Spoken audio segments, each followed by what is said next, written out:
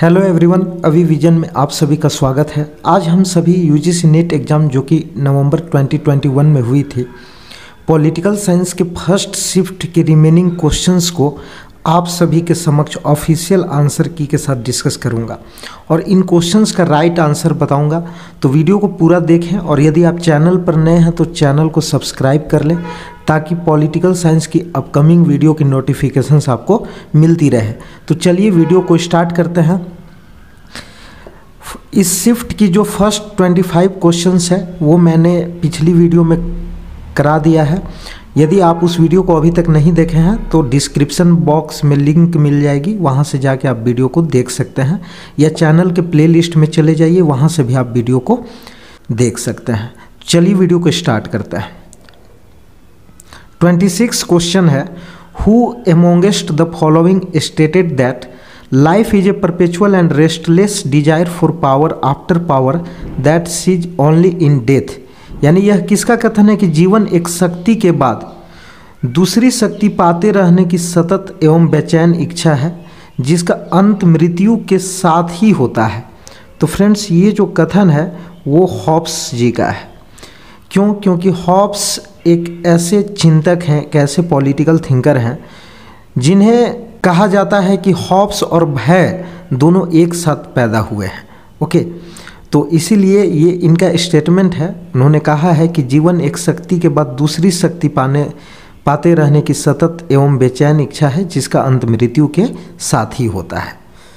Friends, आपको पता होगा कि हॉब्स के जन्म के पूर्व स्पेन की जल सेना जो है वो इंग्लैंड पर आक्रमण कर दी थी और इस भय के वातावरण में ही थॉमस हॉब्स का जन्म हुआ था और इसीलिए स्वयं थॉमस हॉब्स ने भय को अपना जुड़वा भाई कहकर भी पुकारा है। तो इसे भी आप याद रखेंगे, क्वेश्चन आती है एग्जाम में कि कौन से ऐसे चिंतक हैं जिन्होंने भय को अपना जुड़वा भाई कहकर पुकारा है, तो वो थॉमस हॉब्स ही हैं। ओके, तो याद रखेंगे आप इस फैक्ट को। बढ़ते हैं नेक्स्ट क्वेश्चन की ओर। नेक्स्ट क्वेश्चन है, which of the following are the advanced ideas of Mary Parker Follett. Mary Parker Follett के जो विचार हैं वो निम्नलिखित में से कौन है, ये आपको बताना है। तो फ्रेंड्स, मैरी पार्कर फॉलेट जी का जो विचार था वो कंस्ट्रक्टिव कन्फ्लिक्ट का आइडिया उन्होंने दिया था। कंस्ट्रक्टिव कन्फ्लिक्ट, रचनात्मक संघर्ष का आइडिया उन्होंने दिया था और इंटीग्रेशन का आइडिया दिया था, एकीकरण का आइडिया दिया था। फ्रेंड्स, आप यहाँ ध्यान रखेंगे कि जोन ऑफ एक्सेप्टेंस का जो आइडिया है वो चेस्टर बर्नार्ड ने दिया है और चेस्टर बर्नार्ड ने पब्लिक एडमिनिस्ट्रेशन के एरियाज में कम्युनिकेशन थियरी को भी डेवलप किया है, आपको ये भी बात याद रखना है।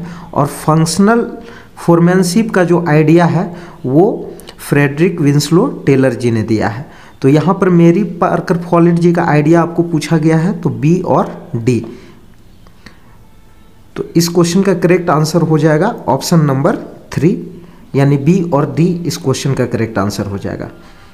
नेक्स्ट क्वेश्चन है, who is called the father of comparative public administration. यानी तुलनात्मक लोक प्रशासन का जनक किसे कहा जाता है, तो ये है फ्रेड डब्ल्यू रिक्स। नेक्स्ट क्वेश्चन की ओर बढ़ते हैं। नेक्स्ट क्वेश्चन है friends, budget is a document containing A preliminary approval plan of public revenue and expenditure, which definition is this. Budget एक दस्तावेज है जिसमें सार्वजनिक राजस्व और व्यय की प्रारंभिक स्वीकृत योजना होती है। यह परिभाषा किसने दी है? ये जो परिभाषा है वो रेनू स्टॉर्म जी ने दी है, यानी इस क्वेश्चन का करेक्ट आंसर हो जाएगा ऑप्शन नंबर 2। नेक्स्ट क्वेश्चन को आप इंग्लिश में भी देख सकते हैं, मैं आपको हिंदी में बताता हूँ।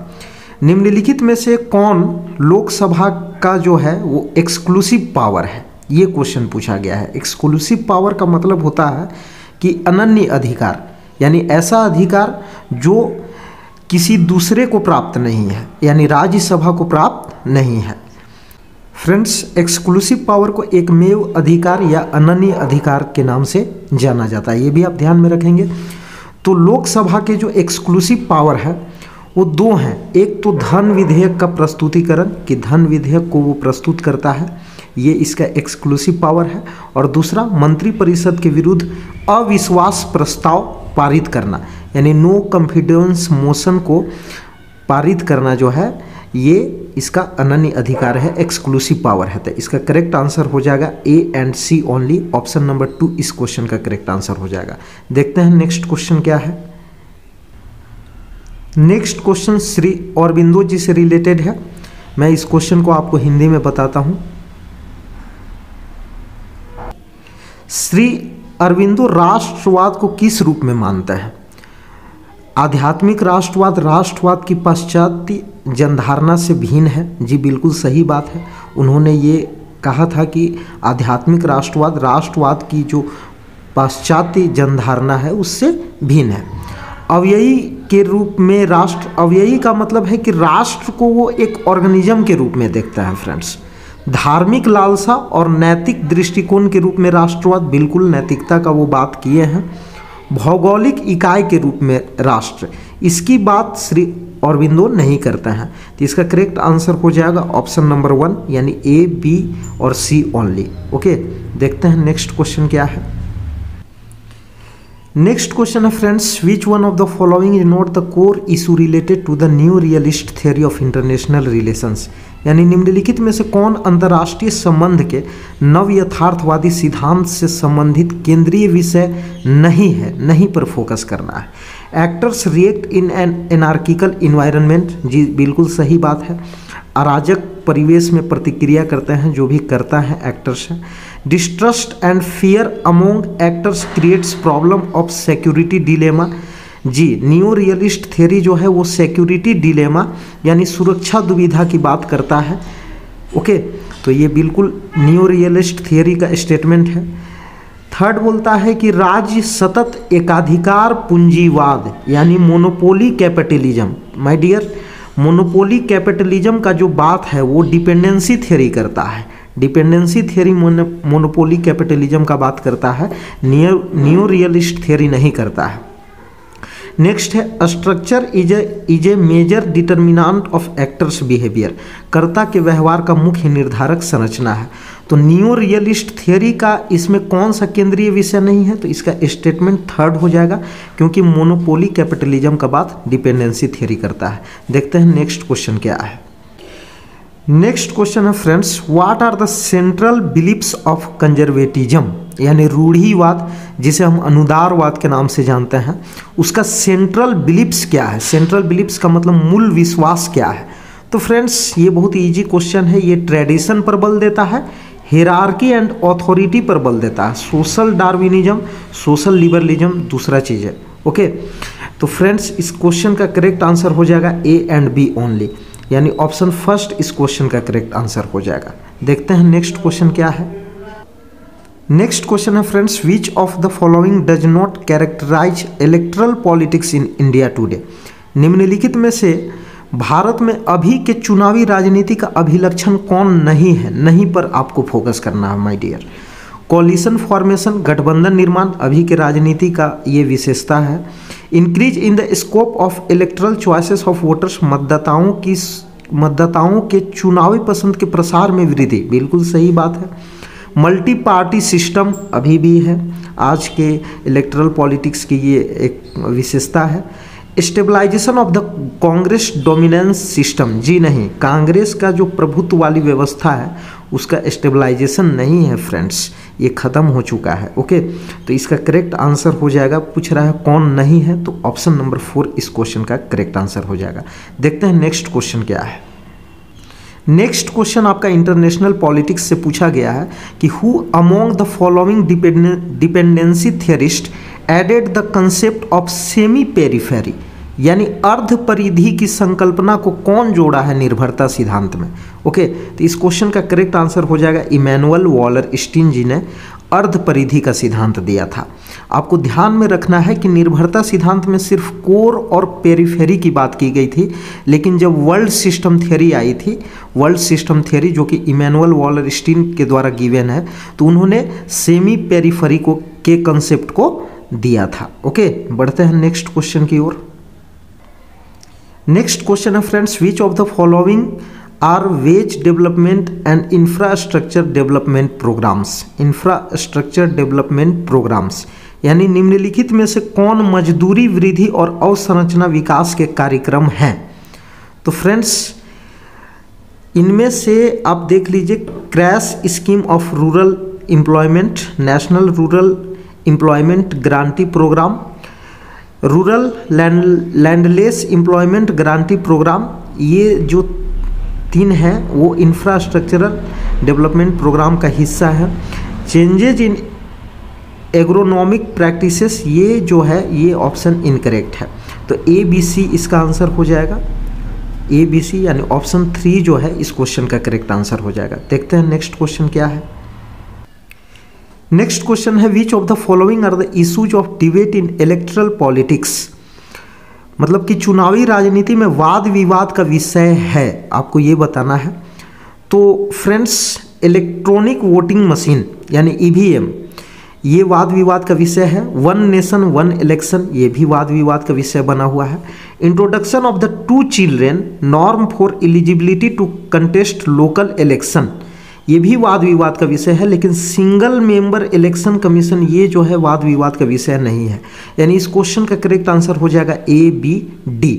तो इस क्वेश्चन का करेक्ट आंसर हो जाएगा my dear ABD, option number 3 इस क्वेश्चन का करेक्ट आंसर होगा। देखते हैं नेक्स्ट क्वेश्चन क्या है। Next question Indian political thought से पूछा गया है। Which one of the following is not a part of the political philosophy of Pandit Deendayal Upadhyay, निम्नलिखित में से कौन पंडित दीनदयाल उपाध्याय के राजनीतिक दर्शन का भाग नहीं है। तो फ्रेंड्स, मैं आपको बता दूं कि पंडित दीनदयाल उपाध्याय ने सांस्कृतिक राष्ट्रवाद की बात की है, डेमोक्रेटिक गवर्नेंस की बात की है, एकीकृत मानववाद की बात की है, लेकिन consideration of man as atoms, इसका बात पंडित दीनदयाल उपाध्याय जी नहीं करता है। तो ऑप्शन फर्स्ट जो है इस क्वेश्चन का करेक्ट आंसर हो जाएगा। देखते हैं next question. Next question India's foreign policy को लेकर है कि इनमें से कौन सा स्टेटमेंट ट्रू है। तो फ्रेंड्स देख लीजिए, भारत की विदेश नीति में कौन सा स्टेटमेंट ट्रू है। भारत ने वर्ष 2015 में बांग्लादेश के साथ सीमा समझौते पर हस्ताक्षर किए हैं। जी बिल्कुल किए हैं, स्टेटमेंट करेक्ट है। भारत ने वर्ष 2017 में श्रीलंका में हम्बनटोटा बंदरगाह के निर्माण पर सहमति व्यक्त की है। ये स्टेटमेंट रॉन्ग है। भारत ने वर्ष 2011 में अफगानिस्तान के साथ रणनीतिक भागीदारी समझौते पर हस्ताक्षर किए हैं। ये स्टेटमेंट भी करेक्ट है फ्रेंड्स। मालदीव के अब्दुल्ला यमीन के शासनकाल में भारत के साथ मैत्री संबंध है, ऐसा नहीं है। ये स्टेटमेंट जो है वो रॉन्ग है। A और C ओनली इस क्वेश्चन का करेक्ट आंसर हो जाएगा, ऑप्शन नंबर 2। पढ़ते हैं नेक्स्ट क्वेश्चन की ओर। ये जो क्वेश्चन आपके स्क्रीन पर दिखाई दे रहा है, ये क्वेश्चन ड्रॉप्ड है माय डियर फ्रेंड्स, तो इस क्वेश्चन को हम लोग स्किप कर देते हैं। नेक्स्ट क्वेश्चन देखते हैं, क्वेश्चन नंबर 41। नेक्स्ट क्वेश्चन है my dear, Rensis Likert has identified 4 systems of management on the basis of nature of authority and control of organisation arrange in ascending order of efficiency. तो Rensis Likert ने संगठन के स्तर तथा नियंत्रण के स्वरूप के आधार पर प्रबंधन की पद्धतियों की पहचान की है, उन्हें आरोही क्रम में व्यवस्थित करना है। तो सबसे पहला जो है फ्रेंड्स, इसमें आ जाएगा आपका एक्सप्लॉयटेटिव अथॉरिटेटिव, ओके, यानी शोषणकारी सत्ता, इसका हिंदी हो जाएगा, यानी सबसे पहला नंबर में ये आएगा। उसके बाद बेनिवोलेंट अथॉरिटी यानी कि हितकारी सत्तावादी, ये 2 नंबर में आएगा। उसके बाद कंसल्टेटिव लीडरशिप विमर्शकारी नेतृत्व, ये 3रा नंबर में आएगा। पार्टिसिपेटिव यानी कि सहभागी, ये 4था नंबर में आएगा। यानी इस क्वेश्चन का करेक्ट आंसर हो जाएगा DABC, okay, DABC, option number 4 इस क्वेश्चन का करेक्ट आंसर हो जाएगा, ऑप्शन नंबर 4। देखते हैं नेक्स्ट क्वेश्चन क्या है। नेक्स्ट क्वेश्चन जो है फ्रेंड्स वो ऑथर और बुक से रिलेटेड है। लॉर्ड ब्राइस जी का फेमस बुक है मॉडर्न डेमोक्रेसीज, ओके।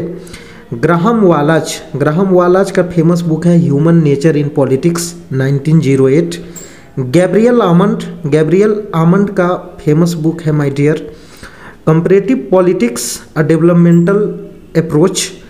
और चार्ल्स ई मेरियम जी का फेमस बुक है new aspects of politics, okay. तो इस क्वेश्चन का करेक्ट आंसर हो जाएगा ऑप्शन 3, A का 3, B का 4, C का 1, D का 2। देखते हैं नेक्स्ट क्वेश्चन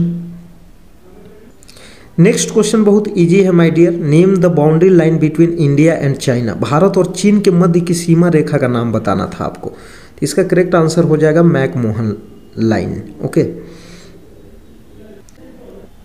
नेक्स्ट क्वेश्चन है Periyar E V Ramaswamy argued in favour of. किसके पक्ष में उन्होंने तर्क दिया? तो फ्रेंड्स इस क्वेश्चन का करेक्ट आंसर हो जाएगा मनुष्य की गरिमा, ह्यूमन डिग्निटी का वो बात करते हैं, ह्यूमन डिग्निटी का वो फेवर करते हैं। जाति आधारित सामाजिक व्यवस्था का इन्होंने फेवर कभी नहीं किया। भारत में हिंदी की प्रतिष्ठा में वृद्धि करना, वर्णाश्रम व्यवस्था, ये इनका बात ये कभी नहीं करता है। नेक्स्ट क्वेश्चन देख लेते हैं। नेक्स्ट क्वेश्चन है my dear, by which constitutional amendment the word socialist, secular and integrity were incorporated in our constitution. कौन से संविधान संशोधन के माध्यम से समाजवादी, पंथ निरपेक्ष और अखंडता शब्दों को हमारे संविधान में समावेश किया गया? तो बहुत ही इजी क्वेश्चन है।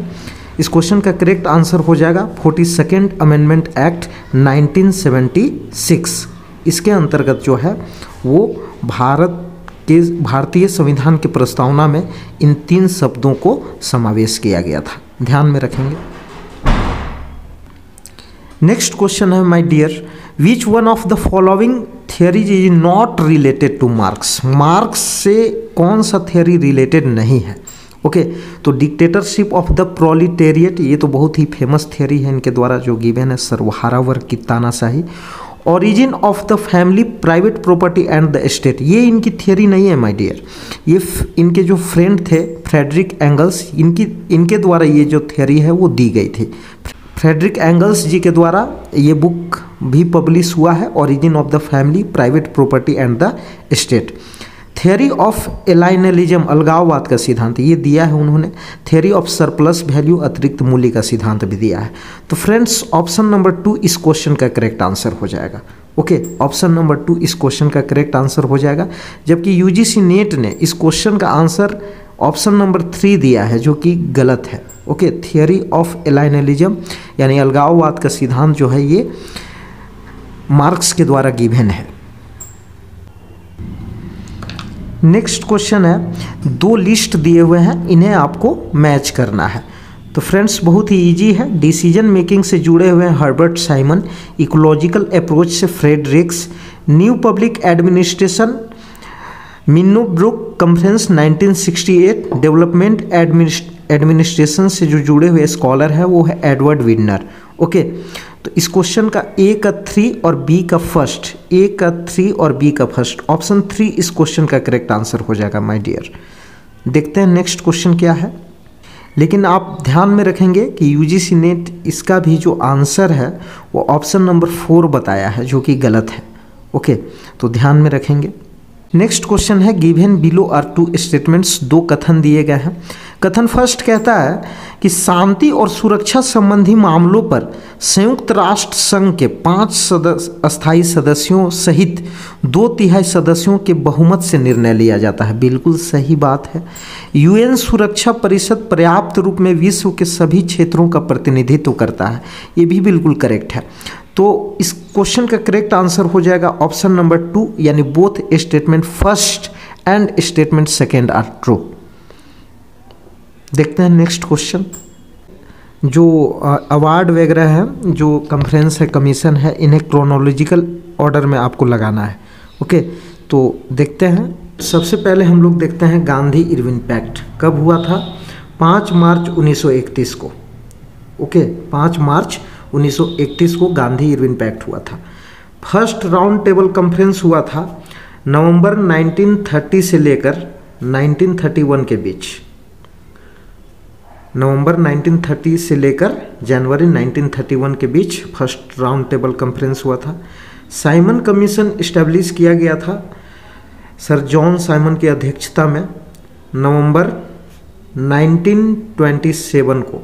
ओके, कम्युनल अवार्ड का जो डिक्लेरेशन होता है वो British prime minister Ramsay McDonald के द्वारा होता है 16 अगस्त 1932 को यानी 1932।